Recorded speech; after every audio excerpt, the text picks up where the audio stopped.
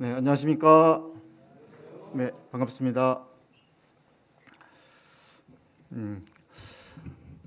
백신 맞을 때 1차만 맞으면 모든 게 다 끝날 줄 알았는데 벌써 3차까지도 기본적으로 맞고 4차까지 또 얘기가 나오는 것 같습니다.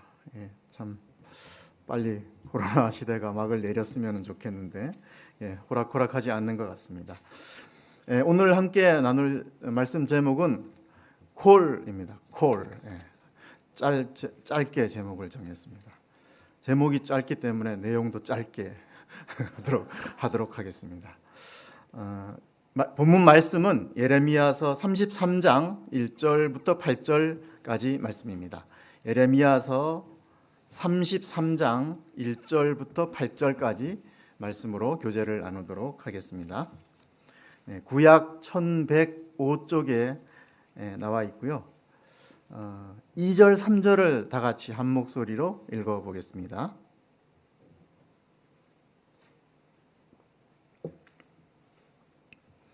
다 찾으셨죠? 같이 읽겠습니다. 2절, 3절. 시작. 이를 행하시는 여호와, 그것을 만들며 성취하시는 여호와, 그의 이름을 여호와라 하는 이가 이같이 이르시되라. 너는 내게 부르짖으라. 내가 내게 응답하겠고 내가 알지 못하는 크고 은밀한 일을 내게 보이리라. 한국의 수도는 서울이죠. 일본의 수도는 도쿄고요. 중국은 베이징입니다. 미국은 어디죠? 미국 어디입니까? 워싱턴이죠. 어느 날 한 아이가 학교를 갔다 오더니 자기 방에 들어가서 하나님께 아주 막 부르짖는 기도를 하더랍니다. 그래서 엄마가 왜 그런가 하고 이 기도의 내용을 들어보니까 미국의 수도가 뉴욕이 되게 해 주십시오. 이렇게 그 아이가 아주 막 이렇게 간절하게 부르짖듯이 기도를 하더랍니다. 그래서 이제 기도가 다 끝난 뒤에 엄마가 물어봤죠. 왜 그렇게 미국의 수도가 워싱턴인데 뉴욕이 되게 하냐고 기도를 하냐고 그랬더니 자기가 지리 시간에 뭔가 착각을 해가지고 미국의 수도를 뉴욕이라고 썼답니다. 그래서 요거만 맞으면 100점인데 뭐 방법이 없으니까 하나님께 미국의 수도가 뉴욕이 해달라고 이렇게 기도를 했더랍니다. 기도가 좀 핀트는 맞지 않지만 하나님께 이렇게 매달리는 거는 우리가 태도는 좀 배울만 하다고 볼 수 있습니다. 오늘 말씀은 하나님께서 예레미야에게 내게 부르짖으라, 콜을 명하시는 부분인데요. 오늘 본문은 이제 예레미야서 52장 중에 위로의 장이라고 합니다. 위로의 장이라는 부분의 말씀입니다. 1절부터 한번 보겠습니다. 1절을 보십시오. 예레미야가 아직 시대 뜰에 갇혀 있을 때에 여호와의 말씀이 그에게 두 번째로 임하니라 이르시되. 예레미야의 이름의 뜻은 여호와께서 세우시다고요. 눈물의 선지자란 그런 별명을 가지고 있죠. 남자는 3번 운다 그런 말이 있죠. 태어나서 한 번, 부모님 돌아가셨을 때 한 번, 그 다음에 나라가 망했을 때 한 번, 이렇게 3번 운다고 합니다. 근데 우리 50대 형제님들은 아니죠. 이 남성 호르몬이 줄어들어서 이 드라마 볼 때도 수시로 웁니다. 그러니까 이 말이 잘 안 맞는 것 같은데요. 운다는 것은 좀 약하다는 그런 방증이라고 할 수 있습니다. 예레미야는 12지파 중에 이제 제일 낮은 베냐민, 제일 작은 베냐민 지파고요.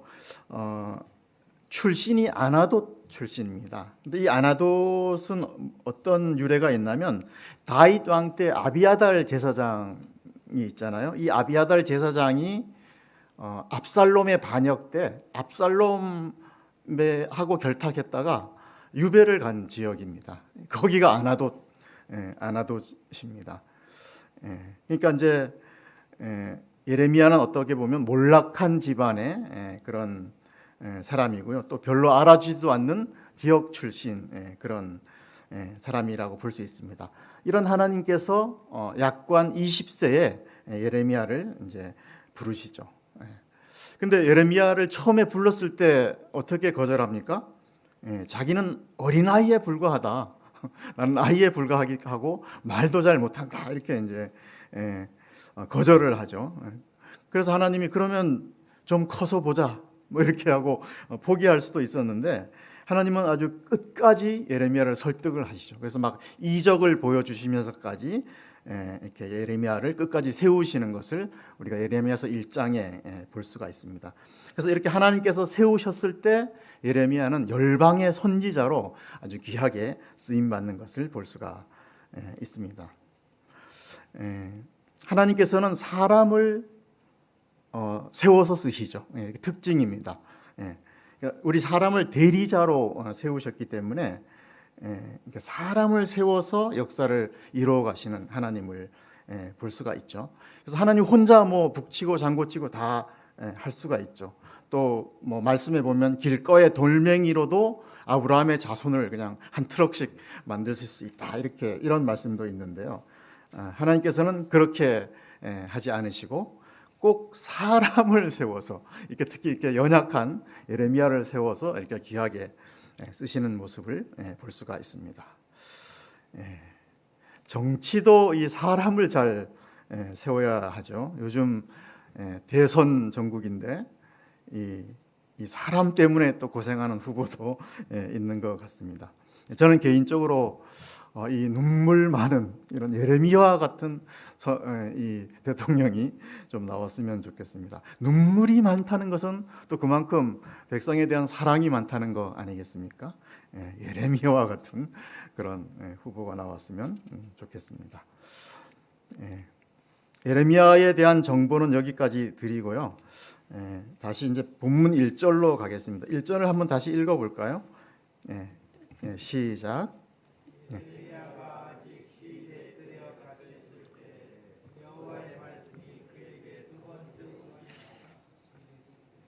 감사합니다.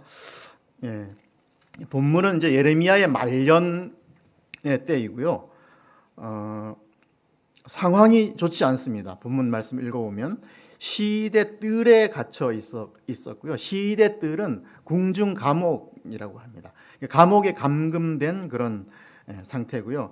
지금 예루살렘은 바빌론 군대에 의해서 그 성이 다 포위가 된 그런 상황입니다. 상황이.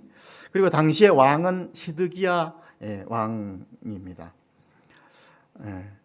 그래서 본문에 보면 하나님의 말씀이 두 번째 임했다 이렇게 나오고 있죠. 첫 번째로 임한 것은 32장에 이제 첫 번째로 임했는데요. 그 바벨론이 이렇게 예루살렘을 둘러쌌을 때 이제 예레미야에게 가서 왕에게 항복하라 이런 말씀을 임했습니다. 그래서 예레미야는 가감 없이 이제 가서 말씀을 전했는데 시드기야는 그대로 하지 않았죠. 그래서 예레미야를 감옥에 지금 그렇게 해서 가둔 그런 상태라고 보시면 되겠습니다. 현재 예레미야의 상황을 한번 상상을 해보십시오. 그러니까 안팎으로 지금 적들이 있는 거죠. 뭐 이중으로 투옥된 상태라고 보시면 되고요. 완전히 고립된 그런 상황입니다. 정말 한 줄기 빛도 없는 깜깜한 동굴 속에 갇혀 있는 전 그런 예레미야를 이렇게 상상을 해보면 정말 그런 상황이라고 상상이 됐고요. 이때 이제 하나님의 말씀이 이제 임한 거죠. 하나님의 말씀이 감옥을 뚫고 임했습니다. 하나님의 말씀이 한 줄기 빛이 된 것이죠. 그래서 시편 119편 105절은 주의 말씀은 내 발의 등이요 내 길의 빛이다 이런 말씀이 있고요. 또 50절에 보면 이 말씀은 나의 고난 중에 위로라. 주의 말씀이 나를 살렸기 때문이다. 이런 시편의 말씀이 있습니다. 그러니까 말씀이 길이 되고 말씀이 빛이 되고 말씀이 위로가 되고 말씀이 우리 영혼에 살리는 그런 것을 볼 수가 있죠. 우리 전쟁 영화 이렇게 보시면은 이렇게 이렇게 고지에 이렇게 고립된 그런 상황이 자주 나오잖아요. 그러니까 사방에 적들이 있고 중간에 이렇게 몇 명 정도만 살아남아서 참호 속에 있는 그런 상황을 한번 상상해 보시면 이때 유일한 희망이 되는 게 뭡니까? 무전기죠, 무전기. 무전기가 고장 나지 않으면 무전을 쳐서 이렇게 구조 요청을 할 수 있고 또 뭐 안 되면은 공중 폭격을 이렇게 요청을 할 수 있잖아요. 그러니까 하나님의 말씀은 이렇게 정말 이 갇힌 상황에서 이 무전기와 같은 그런 역할을 한다고 할 수가 있습니다.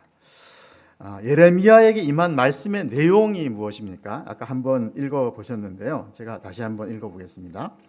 이를 행하시는 여호와, 그것을 만들며 성취하시는 여호와, 그의 이름을 여호와라 하는 이가 이와 같이 이르시도다. 너는 내게 부르짖으라. 내가 내게 응답하겠고 내가 알지 못하는 크고 은밀한 일을 내게 보이리라. 이렇게 말씀하고 있죠. 2절에서는 먼저 예레미야에게 하나님이 어떤 분인가를 소개하고 계십니다. 여호와란 이름을 3번 반복하고 있죠. 여호와는 뭐 자존자라는 뜻이고요. 또 일을 행하시고 만들고 성취하신다, 이런 원어의 뜻은 창세기 1장까지 거슬러 올라간다고 합니다.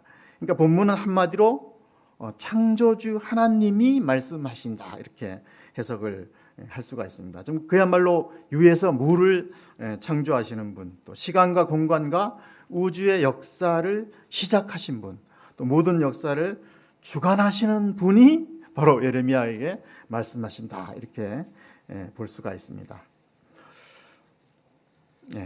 이 하나님께서 예레미야에게 약속하시는 것이 뭐죠?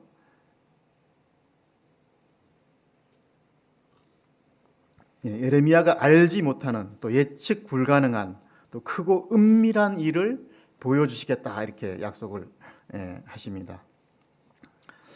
우리 처음 보는 사람한테 비밀을 말하지는 않잖아요. 근데 가장 가까운 사람에게 비밀을 얘기를 해주잖아요. 그러니까 하나님과 예레미야의 관계는 이렇게 비밀을 얘기해주는 그런 친밀한 관계라고 볼 수가 있습니다. 그래서 본문 2, 3절에서 크고 은밀한 일을 보려면 전제 조건이 하나가 있죠. 그게 뭡니까? 뭐 감옥 탈출 계획을 세운다든가, 뭐 이렇게 무죄 입증을 하기 위해서 변호인단을 꾸린다든가, 이런 게 아니죠.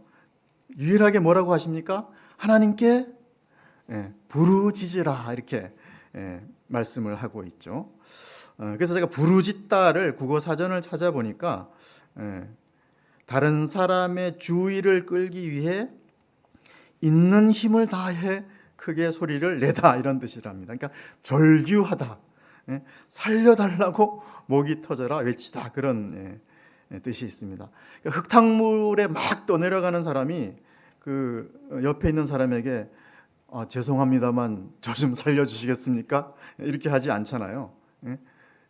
사람 살려주세요, 이렇게 소리를 지르는 거죠. 그리고 본문에 부르짖다는 원어로 카라라고 쓰더라고요. 카라는 단순히 큰 소리만 내라는 뜻이 아니고 어떤 중대한 사항을 호소하거나 선포하는 행위를 말한다고 합니다. 그러니까 하나님은 이렇게 우리가 부르짖을 때, 하나님께 부르짖을 때 반드시 응답하신다, 이렇게 말씀을 하고 있습니다. 우리 귀가 2개고 입이 1개지 않습니까? 이거는 이제 듣기를 2배로 더하고 말하는 것은 좀 아끼라는 뜻인데, 참 남의 얘기를 듣기가 쉽지가 않잖아요. 경청하기가 어렵고, 또 내 코가 석자기 때문에 들어주기가 참 쉽지 않은데, 하나님은 정반대라는 거죠. 하나님은 우리의 어떤 부르짖음도 다 들어주시고 응답해 주신다, 이렇게 말씀을 하고 있습니다. 그래서 제가 기도의 응답 뭐 이렇게 사례가 없나 찾아보니까 기도하면 역시 우리 모임 초창기에 조지 뮬러 형제님이 예를 들 수 있겠더라고요. 5만 번 그렇게 응답을 받으신 분인데요. 그 응답 받은 일화 하나를 소개하겠습니다. 조지 뮬러 형제님이 5명의 친구를 구원받도록 기도를 시작을 했답니다. 그래서 기도 시작하고 한 1년 6개월 있다가 그 첫 번째 친구가 믿게 됐고요. 그다음에 한 5년 있다가 두 번째 친구가 믿게 됐습니다. 그리고 한 12년 만에 세 번째 친구가 믿게 됐답니다. 그런데 그 나머지 2명의 친구는 평생이 가도 응답이 없었다고 합니다. 근데 이제 조지밀러 형님이 병석에 눕기 전에 마지막 설교를 했는데 그 마지막 설교를 듣고 네 번째 친구가 이제 회심을 했다고 합니다. 근데 마지막 5번째 친구는 이렇게 응답이 전혀 없었어요. 그래서 죽었어요. 그러니까 소천을 했습니다. 근데 이제 그 소천한 장소에 그 5번째 친구가 찾아왔는데 그 평생을 조지밀러 형제님이 기도했다는 소식을 듣고 그 장례식에서 회심을 했다고 합니다. 그래서 평생을 5명의 구령을 위해서, 친구를 구령하기 위해서 기도를 했는데 정말 죽은 이후에 하나님께서 응답하셨다는 그런 일화가 있더라고요. 그러니까 우리는 좀 응답을 받기 위해서 마음이 앞서가거나 좀 급하지만 하나님께서는 하나님의 때에 하나님의 방법으로 응답해 주신다는 것을 알 수가 있습니다. 하나님은 실수하지 않으시고요. 또 하나님의 때가 가장 적당한 때고 알맞은 때라는 것을 저는 이 일화를 통해서 느낄 수가 있었습니다.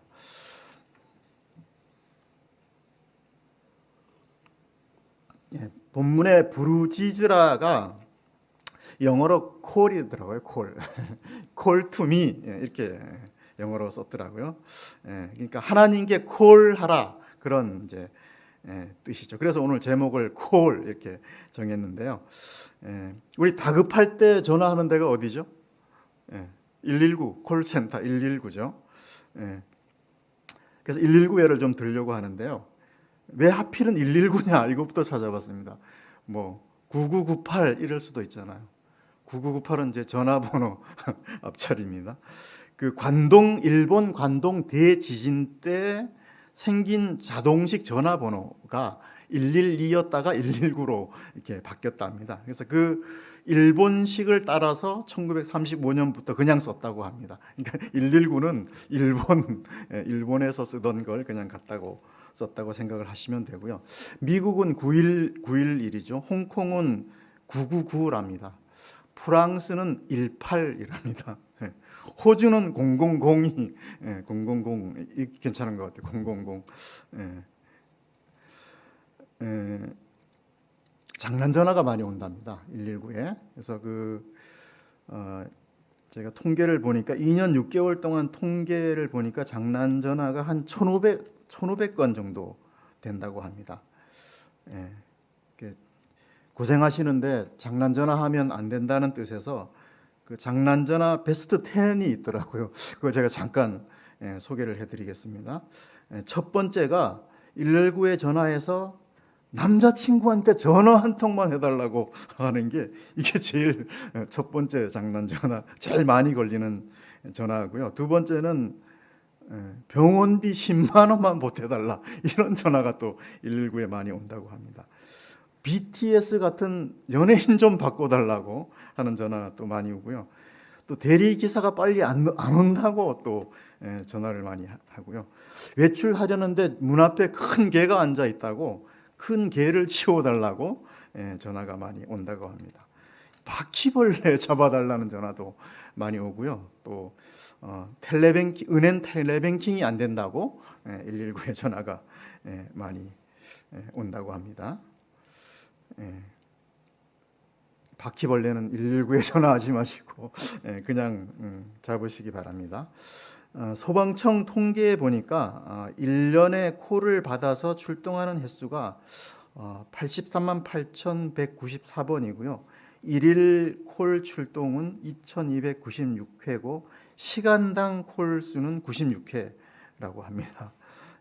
그래서 제가 왜 이렇게 119 예를 드는가 하면 우리도 하나님께 자주 콜하자 그런 의미에서 이런 예를 좀 들었습니다. 하나님께 자주 진심과 마음을 담아서 이렇게 콜하는 그런 성도들이 될 수 있기를 기도합니다. 2022년 이민년이 밝았지만 그다지 밝지만은 못한 것 같습니다. 예루살렘 성에 갇힌 백성들을 한번 상상을 해보면 현재 상황과 좀 비슷하게 제가 느껴졌어요. 예루살렘 성에 지금 갇혀 있는 사람들이 아침에 눈을 뜨기 싫었을 것 같아요. 왜냐하면 그 성에 쳐들어오려고 그 예루살렘 성 주변에 토성을 이렇게 쌓았어요. 그러니까 아침에 일어나면 그 토성의 높이가 뭐 조금씩 올라가 있겠죠. 그 토성의 높이가 올라간 만큼 이제 죽을 날이 얼마 멀지 않았을까 아닙니까?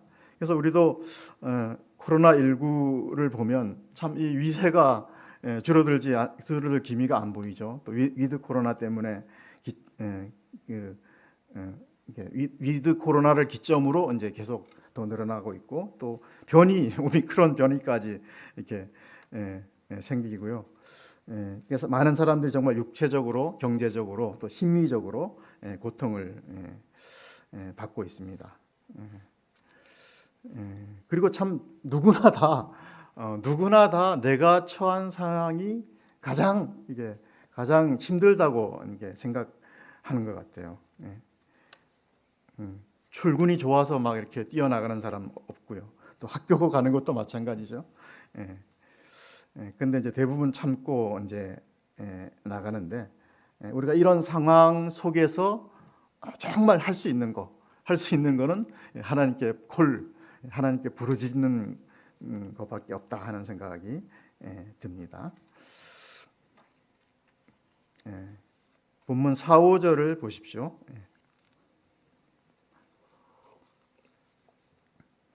4, 5절은 이스라엘은 하나님께 콜하지 않았습니다. 그러니까 자기들끼리 뭔가를 타개하려고 하다가 결국은 망하게 됐다는 내용이 이제 4, 5절 말씀인데요. 4, 5절 말씀을 같이 한번 읽어보겠습니다. 시작.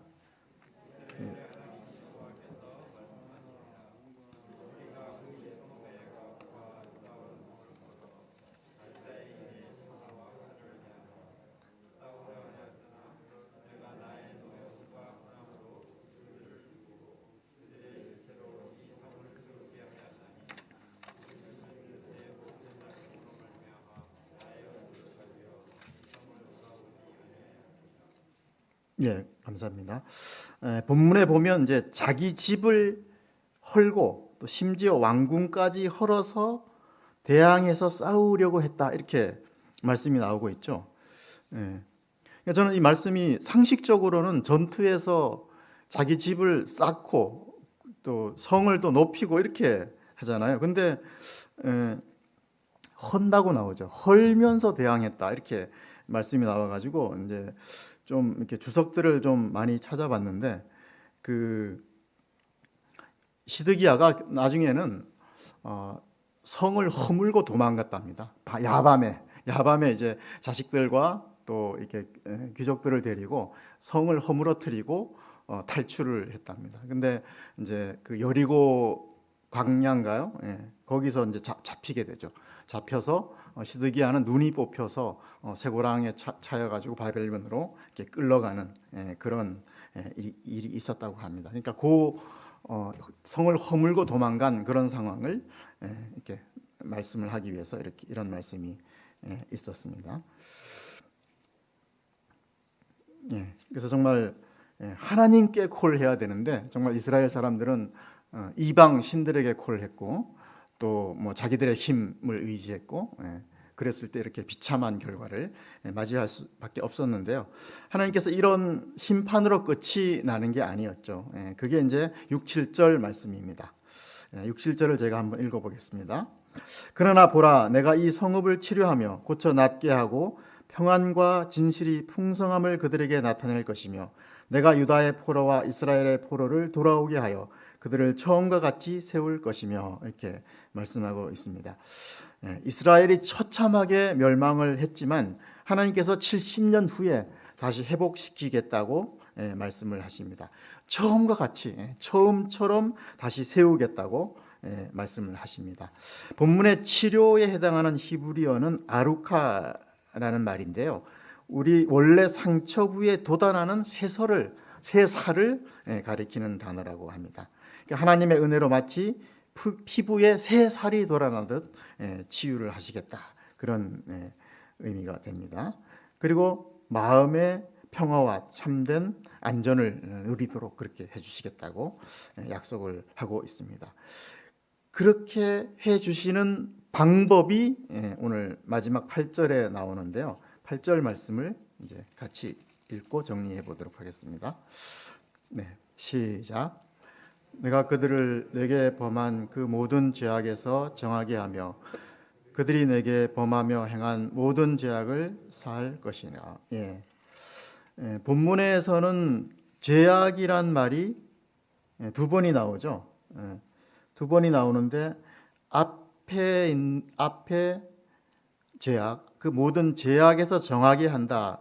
이 죄는 어떤 행위적인 죄랍니다. 그러니까 우리가 생활 속에서 저지르는 그 죄들이라고 말하는 그 죄를 말하고요. 뒷부분에 있는 죄악, 내게 범하여 행한 모든 죄악을 사할 것이라. 이 죄악은 단어가 원죄를 말합니다. 그러니까 하나님과 멀어진 그 원죄를 사해 줄 것이라, 이렇게 구분해서 사용을 하고 있습니다. 그래서 바로 이 죄와 죄악들이 이제 사람을 병들게 하는 근본 원인이 되죠. 그래서 죄와 죄악 때문에 우리는 불안하고 두려운 것입니다. 그러나 우리 성도들은 예수님 안에서 이미 죄가 용서되고 죄악에서 깨끗해졌죠. 그래서 우리는 더 이상 예수님 안에서 죄책감, 정죄감에 시달리지 않게 된 거죠. 그래서 우리가 신앙생활하면서 정죄감, 죄책감 때문에 일을 하면 안 될 것 같습니다. 벌 받을까봐 교회 나오고 벌 받을까봐 이렇게 섬기고, 이런 죄책감 때문에 우리가 이렇게 주님을 섬기면 이것처럼 불행한 게 없는 것 같습니다. 정말 모든 죄와 죄악을 사하신 예수님 안에서 누리는 그 평강, 그 기쁨으로 하나님을 섬기는 것이 바른 신앙생활이 아닌가, 이런 생각이 듭니다. 결론적으로 우리가 올 한 해는 제가 제목에도 얘기했듯이 하나님께 나아가서 콜하는, 하나님께 부르짖는 그런 한 해가 될 수 있기를 바라는 마음에서 오늘 말씀을 준비했고요. 엉뚱한 데다 콜하면 안 되겠습니다. 하나님 이외에 다른 것에 콜하면 안 되고요. 이렇게 할 때 우리가 감히 상상도 할 수 없는, 알지 못하는 은밀한 일을 보게 될 것으로 기대하면서 오늘 말씀을 마치도록 하겠습니다. 기도하겠습니다. 아버지 하나님, 죄를 용서해 주시고 또 죄악을 정하게 하여 주신 예수님의 은혜를 인하여 감사를 드립니다. 치유의 하나님, 또 참 평강을 주시는 하나님으로 인해서 또한 감사를 드립니다. 올 한 해도 이 주님 안에서 우리 명지교회 모든 성도가 영육간에 건강하고 또 참 평강을 누리는 삶을 살게 인도하여 주시옵소서. 어떠한 형편 가운데서도 하나님께 매달리는 삶을 통해서 오늘 한 해도 하나님께서 이루시는 크고 은밀한 일을 많이 보게 되는 한 해가 되게 인도하여 주시옵소서. 모든 것을 감사드리오며 예수 그리스도의 이름으로 기도하였습니다. 아멘. 네, 감사합니다.